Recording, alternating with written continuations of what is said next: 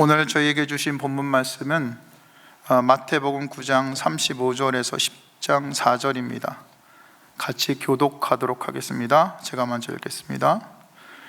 예수께서는 모든 도시와 마을을 두루 다니시면서 유대 사람의 여러 회당에서 가르치며 하늘나라의 복음을 선포하며 온갖 질병과 온갖 아픔을 고쳐주셨다.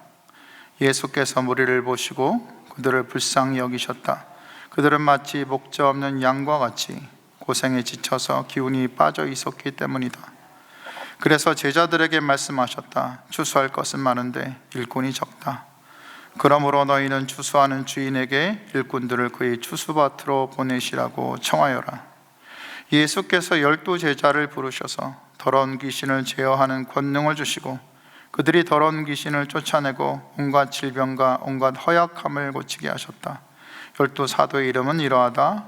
첫째로 베드로라고 부르는 시몬과 그의 동생 안드레와 세베대의 아들 야고보와 그의 동생 요한과 빌립과 바돌로메와 도마와 서리마테와 알포의 아들 야고보와 다데오와 열을 당한 시몬과 예수를 넘겨준 가룟 사람 유다이다. 아멘.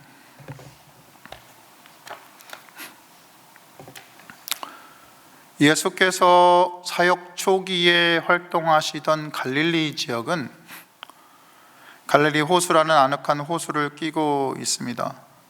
북쪽에 백서를 이렇게 꼭대기에 이고 있는 그 지역 가장 높은 산인 헬몬산이 있는 곳이기도 합니다. 대체로 다른 지역은 사막으로 둘러싸인 다른 중동 지방이었는데 이에 비해 이 지역은 굉장히 아름답고 풍요로운 곳이었습니다.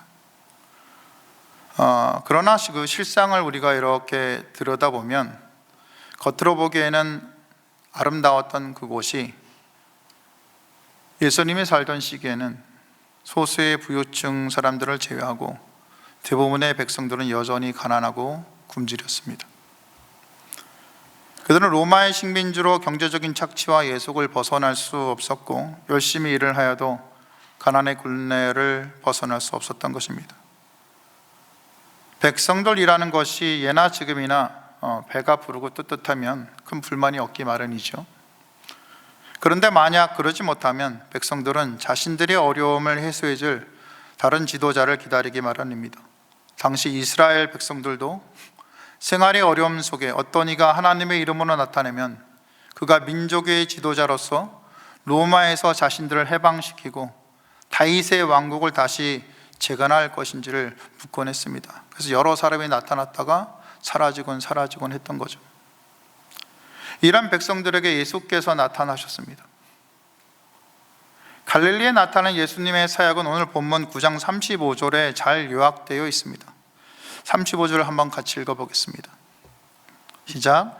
예수께서는 모든 도시와 마을을 두루 다니시면서 유대 사람의 여러 회당에서 가르치며 하늘나라의 복음을 선포하며 온갖 질병과 온갖 아픔을 고쳐주셨다.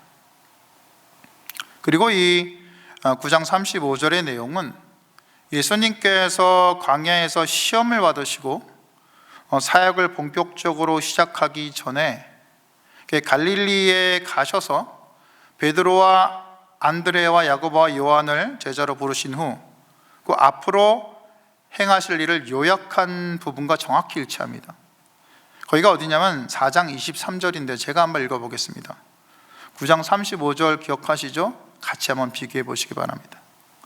예수께서 온 갈릴리를 두루 다니면서 그들의 회당에서 가르치며 하늘나라의 복음을 선포하며 백성 가운데서 모든 질병과 아픔을 고쳐주셨다. 여기서 알 수 있듯이 예수님의 사역의 핵심은 가르치시고 복음을 선포하시고 백성들을 질병과 아픔에서 회복시키는 것이었습니다. 그리고 그분의 이런 사역의 원동력은 바로 예수님께서 그 백성들을 불쌍히 여기셨다는 겁니다. 예수께서 백성들을 불쌍히 여기셨기에 그들을 가르치셨습니다. 예수께서 백성들을 불쌍히 여기셨기에 그들에게 복음을 선포하셨습니다. 예수께서 백성들을 불쌍히 여기셨기에 그들을 온갖 질병과 고통에서 구하시고 귀신 들림과 죽음에서 놓여지게 하시며 그들을 회복시키셨습니다. 그러니까 억압당하고 질병에 신음하고 가난과 어둠에 찌들고 아무런 희망이 보이지 않는 삶에 그렇게 낙담한 이들을 보시면서 예수께서는 이들을 가슴 저리게 불쌍히 여기셨던 겁니다. 그분은 마치 목자 없는 양과 같이 고생에 지쳐서 기운이 빠져 있던 백성들을 보시며 깊은 자비와 슬픔을 느끼셨던 겁니다. 이들 백성들에게 사나운 이리와 맹수들과 맞서며 도망치지 않고 목숨을 걸어줄, 돌보는 양의 이름을 다 알고 그 양들을 아끼는 양들이 필요로 하는 것을 주며 그 약점을 다 알고 상처 입은 양들을 치료하고 목마른 양에게는 물을 먹이며 넘어지려는 양은 일으켜 세우는, 그리고 그 양들을 바른 길로 이끌어가며 기르는 양들을 찾아서 무리에게로 데려오는 그런 예수님 같은 선한 목자는 없었던 겁니다. 오히려 이들 양떼는 힘으로 다스려졌습니다. 양들을 이용해서 자기 이익만 채우는 자들만 있었던 겁니다.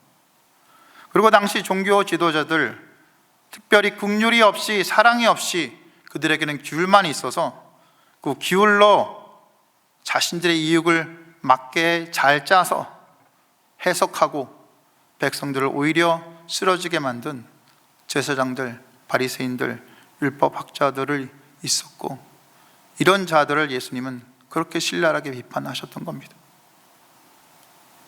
얼마 전 유튜브에서 본 내용입니다. CGN에서 교회를 떠난 젊은이들을 인터뷰한 내용이었는데, 인터뷰를 한 분들이 왜 교회를 떠나게 되었는지 솔직하게 자기 마음을 전해준 것을 내용으로 담았습니다. 그중 많은 젊은이들이 교회를 떠난 이유로 꼽는 것은 사람에 대한 실망감입니다.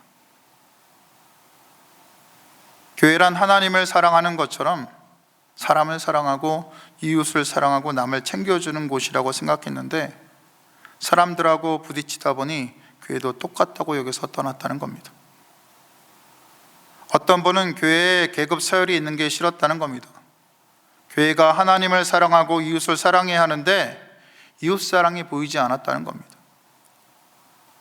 교회에서 어떻게 험담을 함부로 할 수 있는지, 그리고 실컷 험담하고 회개하면 되지 뭐 하는 말을 어깨 넘어 들었을 때 교회에 있을 수가 없었다는 겁니다. 심지어 어떤 분은 이런 말을 들었다고 합니다. 너 같은 건 하나님이 싫어해. 설마 우리 교회는 없겠죠, 이런 분들이. 다른 분은 교회가 마치 연애 소속사 같다는 겁니다. 자신이 필요할 때면 여하튼 불러서 써먹으며 착취한다는 느낌이 들었다는 겁니다. 그리고 교회가 많이 뭐를 하면 신앙이 좋은 곳으로 판단하고, 그러지 않으면 레벨이 낮아지는 사람으로 여겨지는, 교회가 그렇게 보여서 자신을 판단했다는 겁니다. 그래서 자신들이 배운 하나님과 교회의 모습에 깊은 괴리를 느끼고 견딜 수 없어서 떠났다는 겁니다. 어떤 분은 또 이렇게 얘기합니다. 하나님을 떠나기 싫어서 교회를 떠났다는 겁니다. 나한테 남은 것이 하나님밖에 없는데 그 하나님마저도 싫어질까 봐 그렇게 교회를 떠날 수밖에 없었다는 겁니다.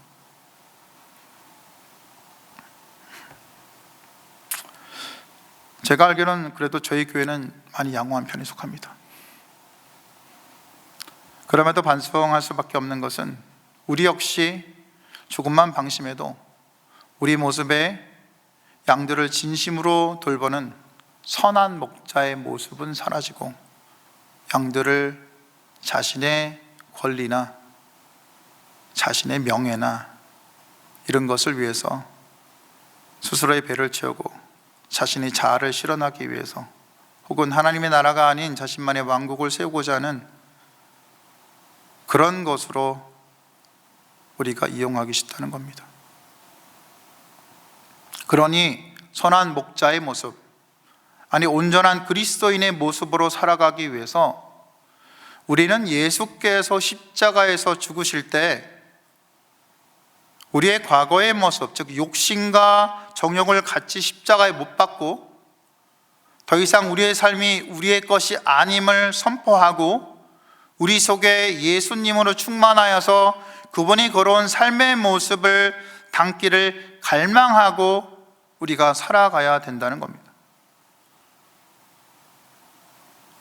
이 삶이 무엇입니까? 바로 이 말씀의 삶입니다. 아무 일에든지 다툼이나 허영으로 하지 말고 오직 겸손한 마음으로 각각 자기보다 남을 낮게 여기는 삶입니다. 이것이 이웃을 사랑하는 그리스도인의 삶입니다. 이렇게 자기 십자가를 지고 이 땅을 살아갈 때 우리의 몸을 빌어서 주님께서 일하신다는 겁니다. 예수께서 말씀하신 것처럼 우리가 약할 때 주님의 능력이 완전하여지며 그런 주님의 능력이 우리를 감싸할 때 우리가 진정 이웃을 사랑하는 자로 살 수 있기 때문입니다. 그러니 약함을 두려워하지 말고 힘 빼는 삶을 살아내는 것, 이것이 복음의 삶을 사는 겁니다.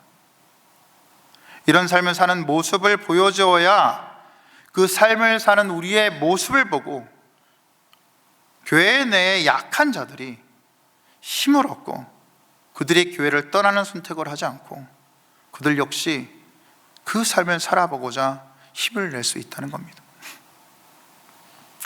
실은 우리가 모두 알듯이 우리 주님께서도 바로 이런 삶을 사셨습니다. 예수님께서는 가장 높으신 하나님이셨죠. 하지만 이 땅에 섬김을 받으러 오신 것이 아니라 도리어 섬기고 그분 자신을 우리에게 주려고 오셨습니다. 바울은 빌립보서에서 이런 주님의 모습을 잘 표현하고 있습니다. 너희 안에 이 마음을 품으라. 곧 그리스도 예수의 마음이니 그런 근본 하나님의 본체시나 하나님과 동등됨을 취할 것으로 여기지 아니하시고 오히려 자기를 비워 종의 형체를 가지사 사람들과 같이 되셨고 사람의 모양으로 나타나사 자기를 낮추시고 죽기까지 복종하셨으니 곧 십자가에 죽으십니다. 여기서 예수님의 마음이 무엇입니까? 바로 그분이 하나님이시면서도 자신을 비워 종과 같은 사람의 모습으로 이 땅에 오셨다는 겁니다.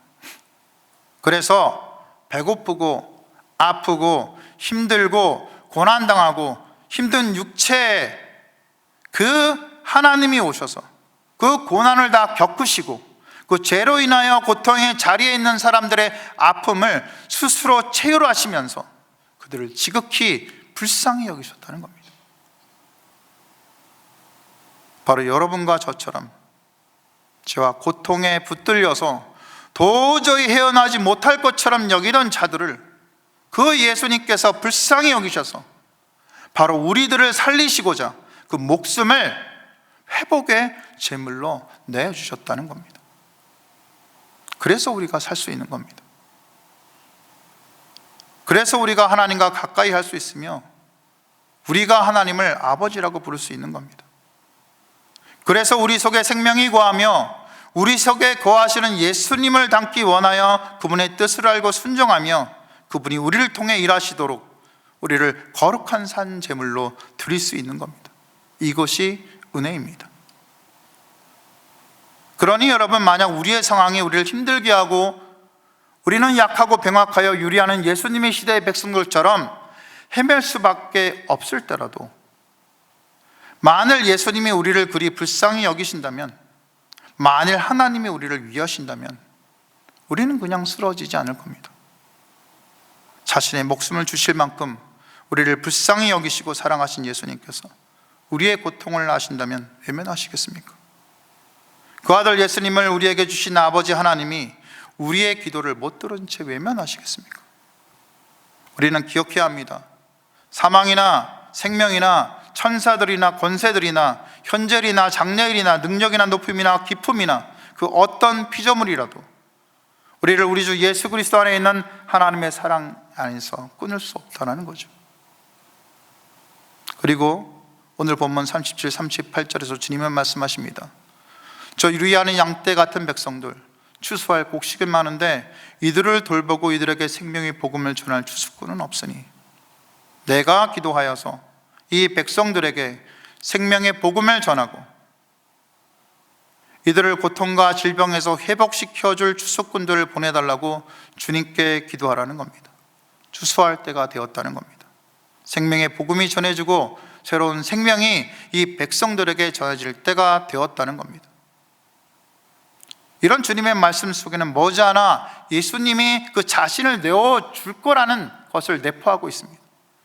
이 백성에게 생명을 전하고픈 그분의 마음이 들어있는 겁니다. 그분은 진정 상한 갈대를 꺾지 아니하며 꺼져가는 등불을 끄지 아니하고 진실로 정의를 시행하시는 분이십니다.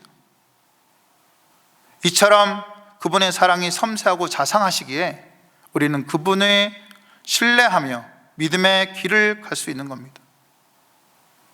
우리가 지쳐 힘들어할 때 아무 말 없이 우리 곁에 앉아서 몇 시간이든 우리의 아픔의 얘기를 들어주시며 우리에게 체온을 빌려주실 분, 그분이 우리 예수님이십니다.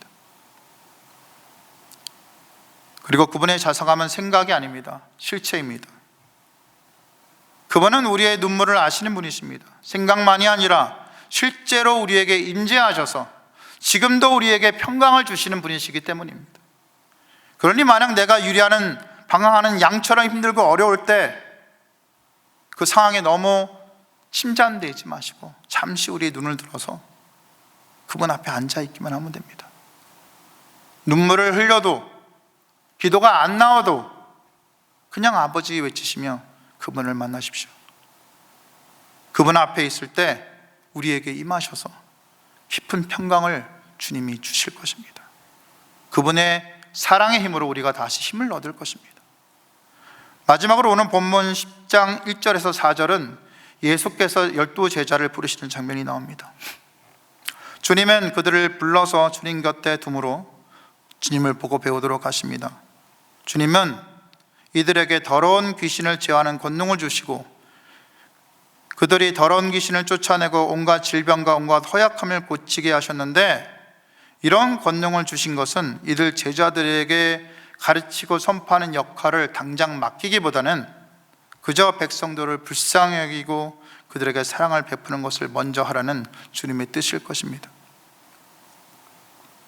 여기서 보듯이 우리 그리스도인들은 가르치고 선포하는 능력은 조금 부족하더라도 우리에게 계신 예수님이 계시니 우리가 그저 예수님의 긍휼을 닮아서 우리가 사랑을 베풀 때 거기에 주님의 권능이 나타난다는 겁니다. 꼭 병나는 게 아니더라도 사람의 마음을 움직일 수 있습니다. 고통당한 사람 마음에 회복을 줄 수 있습니다. 더하여 우리 주님의 제자들은 어떤 분이셨습니까? 어부들, 세리, 열심당원, 결국 예수님을 배신한 가룟 유다까지 그리 뛰어난 자들이 아니었습니다. 주님은 이들을 택하셔서 부르셔서 12 제자로 삼으셨죠. 이들을 통해서 복음을 전하시고 이들의 복음 전파와 순교를 통하여 교회를 세우시고 주님의 계획을 이루어 가셨던 것을 기억해야 할 것입니다. 그러니 주님이 원하시는 것은 우리의 지혜나 재물이나 지위가 아니란 겁니다. 그저 평범한 우리지만 우리가 우리를 주님께 산 제물로 드릴 때 주님이 우리 속에 임하셔서 주님의 일을 하신다는 겁니다. 말씀을 정리합니다. 주님은 사역을 가르치고 복음을 선포하시고 회복하는 사역을 하셨습니다. 그리고 이 모든 사역의 근원은 우리 주님이 우리를 지극히 불쌍히 여기셨다는 겁니다. 이런 주님의 긍휼의 결정체가 바로 십자가 사건입니다. 그러니 그런 주님의 깊은 사랑을 입은 우리를 주님이 그냥 모른 채 내버려 두지 않으신다는 겁니다. 주님은 우리의 아픔을 하시고 위로하고 도우시기 원하십니다. 그리고 우리를 주님께 내어드릴 때 주님은 우리의 약함을 통해서 주님의 일을 행하십니다. 그런 주님을 의지하고 사랑하며 우리의 믿음의 길을 한 발 한 발 걸어가는 저와 여러분이 다 되시기를 주님 이름으로 축원드립니다. 기독 제목 전합니다. 오늘 말씀을 기억하면서 기도하겠습니다. 우리를 불쌍히 여기시는 주님을 기억하고 그 사랑을 생각하여 우리에게 주어진 아픔을 주님과 함께 믿음으로 이겨내며 그 주님의 사랑을 주변에 전하는 여러분이 되시기를 기도했으면 합니다. 오늘 목장을 위해서 기도하는 날입니다. 목장 모임 안에 성령께서 완전히 임하시고 온전한 회복이 목장 모임 가운데 이루 있기를, 은혜 가운데 목장이 바르게 세워지기를 기도하시기 바랍니다. 어려움에 처한 교회 지체와 또 작은 교회와 선교사님들 위해서 기도하시고 각자 개인 기도하시면 되겠습니다. 기도하시겠습니다.